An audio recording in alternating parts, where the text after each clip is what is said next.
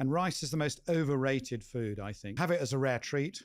Most bread is bad. How much public health damage can a single podcast do? Apparently, a lot. Hey everyone, I'm Abby Sharp. Welcome back to Abby's Kitchen. As a lifelong learner, I honestly could spend like hours listening to a really good podcast, hence why I started my own Bite Back with Abby Sharp. But in the past few years, we have honestly seen an explosion of health and wellness podcasts, many of which may be doing more harm than good. Case in point, this. Recently, the BBC exposed Steven Bartlett for spreading health misinformation on his hit podcast, Diary of a CEO. If you haven't heard of him, Steven Bartlett is an entrepreneur and investor, appearing as one of the youngest dragons on Dragon's Den. Most recently, he's been hosting his podcast, Diary of a CEO, where he interviews experts on their secrets to success. Now, although the topics range from business to self-help, a lot of his recent top episodes have been in the genre of health and nutrition. And it's really not surprising that these are doing so well when their thumbnails feature explosive copy like, "This food kills 11 million per year, and this food will make you sick." Now, I'm no stranger to having a good hook or clickbaity title. Like, unfortunately, that's kind of the name of the game when it comes to being on social media. But it's one thing to make an inflammatory, definitive statement as a clickbait title. It's a whole other issue when the content itself is also problematic AF. So today we're going to be diving into the Diary of a CEO to debunk some nutrition information and discuss the wider impacts of podcasts like these. Now, quick disclaimer, as you guys know, I'm a registered dietitian, so my expertise is in the field of nutrition. That means I won't be debunking topics outside of my area of practice, but I definitely hope others do. Okay, before we get too far into things, I want to tell you about my new favorite game, Heyday. I don't know about you guys, but these days I just cannot with my social media feed. Like, it is depressing. But I also need like a mental break from work. And yes, obviously I could like read a book, but we all know that's probably not gonna happen. It's gotta be fun, right? So admittedly, I love playing games on my phone, and Heyday is just so fun. It's a simulator game where you get to build and design your own farm from the ground up. I don't know, with the price of food these days, it's like a literal utopian dream state to have my own farm where crops just grow and they don't die, unlike everything I've tried to grow in my yard. But yeah, it's just like so innocent and cute. You get to care for your own farm animals and make and prepare different baked goods with the crops from your garden in these cute production buildings. And unlike a lot of online games that I find are just like aggressively competitive, it's a really friendly community for trading crops and engaging in community events. And right now, until February 15th, you can claim an exclusive 16-item reward pack that is a $15.99 value. This will automatically appear when you open the game. All you have to do is click claim. I love everything I got in my little pack, but I especially love the animals. So if you want to check out Heyday, click the link in my description or scan the QR code to download and then click the same link once it's downloaded to get your reward. Let's get into it. So let's start here with the interview with Dr. Thomas Seyfried, which was called out in the BBC article for its questionable claims about cancer, including calling evidence-based cancer treatments like chemotherapy medieval approaches. Being brutalized with medieval, I call it medieval approaches to this. Are you kidding me? Okay, I am going to leave that to an oncologist to comment on, but let's unpack his claims about the keto diet for cancer. Divide the glucose in millimolar in the blood by the ketone in millimolar in the blood. Now you get this number that's much more stable, that if I keep this zone at 2.0 and below, my tumor cells aren't going to be able to grow very fast. Because what it is essentially is a quantitative determination if you're in the Paleolithic zone or not. Perfect. A super vague comment with a shit ton of buzzwords to get people's attention. So I'm assuming that he's referring to something that's called the Warburg effect, which suggests that many cancer cells primarily rely on glycolysis, aka glucose fermentation, for their energy. So this of course has led people to believe that a sugar-free low-carb diet, aka keto, will help to starve cancer cells. And we do have some small clinical trials and case studies that have explored ketogenic diets as an adjunct to treatment, with some reporting improved tolerance or disease stabilization. But cancer is very complex, and different cancers display different metabolic behavior, where some tumors will adapt and utilize alternative energy pathways like glutamine metabolism, for example. Not to mention, the keto diet has a lot of risks, including weight loss, nutritional deficiencies, and reduced treatment tolerance.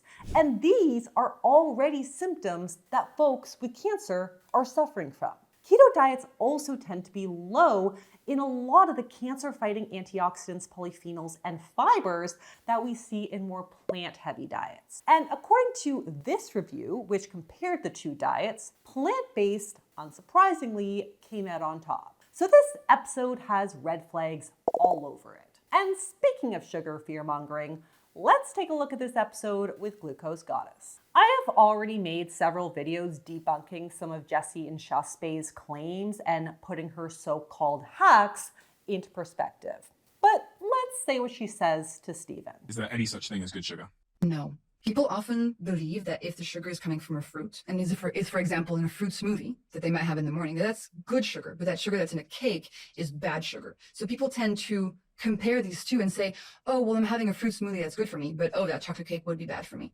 That's a total lie. Yes, but also no. Sugar is recognized in the body as sugar, regardless if it comes from fruit or a cake. But the problem with Jessie's philosophy is that when we look at foods as just nutrients, we lose basically everything that actually matters. Sure, fruit has sugar, but it also comes packaged with fiber, antioxidants, polyphenols, vitamins, all as part of the whole food matrix. Not only does the fiber in fruit reduce the blood sugar spike that you might experience from like a slice of cake, but we have ample research that fruit consumption is actually associated with a decreased risk of chronic disease. Have a savory breakfast. So are you saying people shouldn't be eating sugar for breakfast? Correct. Fun factoid, folks. Did you know that our body is actually most insulin sensitive in the morning?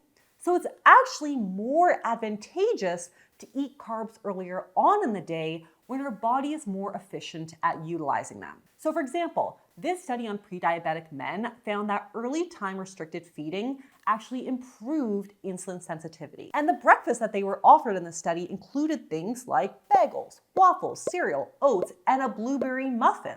All sweet breakfasts. Now, I'm not saying that we should be starting our morning with cinnamon rolls, but just having a sweet breakfast doesn't mean that you're starting your day with a blood sugar roller coaster.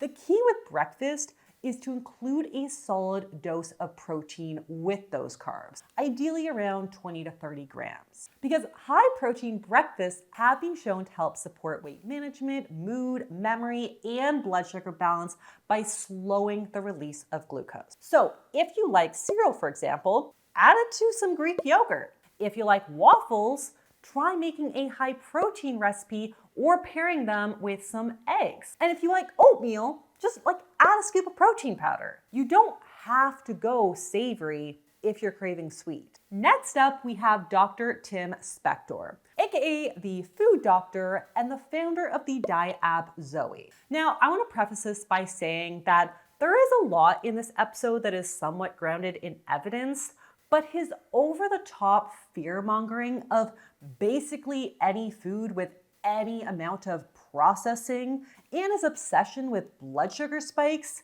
is truly out of touch. It all plays into this naturalistic fallacy, which is really what tends to drive problematic wellness and diet culture. But obviously, I was intrigued by his comments about protein making you fat, so let's take a look. If I took, an extra protein powder, give me an extra 100 grams, that really wouldn't have any effect at all, other than slightly increasing my weight. So Dr. Spector is absolutely right that if you are consuming 100 grams more protein than you need, and you're not adjusting your calories from other macronutrients, putting you in a calorie surplus, yes, you will gain weight. Just because a high protein diet has been consistently shown to be beneficial for weight management doesn't mean it's not immune to causing weight gain in the right circumstances. Because once our energy needs are met and glycogen stores are full, excess amino acids can be converted into body fat. That said, it did sound a little bit like Dr. Spector was suggesting that because the vast majority of people are meeting the bare minimum of 0.8 grams per kilogram of body weight, or like 10% of their daily calories, that if they try to add more protein, then they're just gonna gain weight. And this is really not the message I would give. So if we look at research on weight loss best practices, we often see protein goals of closer to 1.8 grams per kilogram of body weight. Now, of course, if you were just like adding in an extra 60 grams of protein from, let's say, red meat, you're probably going to be adding excess calories, which in turn would cause weight gain. But this is why I think it's actually advantageous to shift the message to increasing the percentage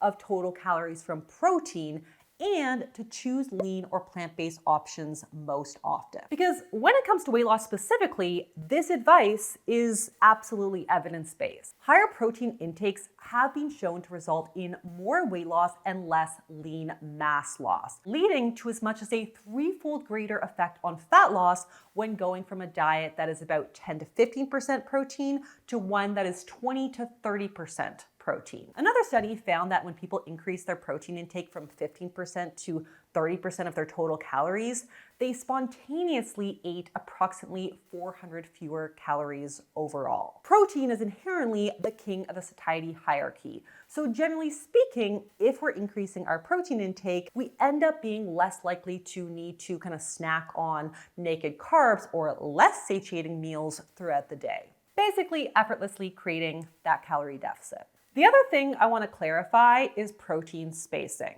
because most research suggests that we can most efficiently utilize a certain amount of protein at once for muscle protein synthesis, around 0.3 to 0.4 grams of protein per kilogram of body weight per meal. So this is why most nutrition experts recommend spreading your protein into 4 to 5 meals and snacks to yield around 20 to 35 grams of protein per meal. But a recent study revealed that even when participants were given a whopping 100-gram portion of protein in one meal, it didn't just get converted into fat when their body hit the 25-gram mark. The protein muscle synthesis was just prolonged over more time. So while it's likely still a lot more efficient to have 4 small doses of 25 grams instead of just one big mega dose of 100 grams, as long as that amount of protein fits into your daily calorie budget, it won't make you gain weight. So let's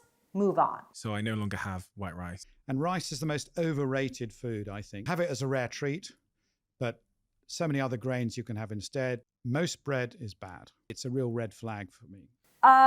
Yikes? Oh, no. The extreme demonization of cultural staples is a big red flag for me. As Dr. Tim actually points out himself, usually we don't eat white bread or white rice alone. We eat it with other things. And again, he says so himself. The rest of the meal itself is usually quite healthy. So while sure, white rice may register as a greater blood sugar rise and fall than quinoa, if we're dressing up those naked carbs with protein, fat, and fiber, as we would in a stir fry or a curry or a soup, you're gonna see a drastic reduction in those blood sugars. Let's not fearmonger a food as basic and culturally important as rice. Poor Steven said himself that he loved rice, but he stopped eating it because his Zoe test told him it was bad. So, Steven, if you're watching this, I am a dietitian and I am saying it is okay to have your chicken and rice after the gym if that feels good to you. And honestly, I could speak for hours on each of these episodes, and I've barely scratched the surface of his inventory. But the worst part of all this is that despite the damning report that came out, misinformation on massive platforms like Steven's is probably never going to change when the algorithms reward sensationalism over science. In fact, in response to the controversy, Steven's podcast network Flight Studio said the following: DOAC offers guests freedom of expression and believes that progress, growth, and learning comes from hearing a range of voices, not just those that Steven and the DOAC team necessarily agree with. Way to pass the buck. I am all for freedom of expression and learning from diverse voices, but the problem here is that science is not an opinion. Good science communicators have to acknowledge our biases and the flaws of our own research in order to strengthen our conclusions and continue to build our knowledge base. And a lot of these podcasts that are hosted by non-health professionals bring on guests that may have some notoriety or even an official health qualification to their name, but they tend to promote opinions that counter those of the greater scientific community. Why? Because eat a balanced diet and move your body doesn't get people to click as quickly as this food is killing you. This is the problem when a host doesn't have the education to effectively screen their guests or rebut their claims when they go off the rails. Like, content creators aren't even meeting basic journalistic standards because journalists would be careful to fact check and edit out misinformation. So the moral of the story is really to think critically when you're listening to health information on platforms like podcasts. Does not only the guest, but also the host have any credentials? Does the topic that they're speaking on actually fall within their scope of practice? And if their messaging seems extreme or confusing, maybe see what other experts in the field are saying. You'll always be able to find a study to support really any opinion, but it's very important to weigh everything in the greater scientific context. And that is all that I have for you guys today. Please let me know what podcasts you've been enjoying. And of course, if you need a new one, I would love if you would check out Bite Back with Abbey Sharp. And I'll see you next time on Abbey's Kitchen. Bye.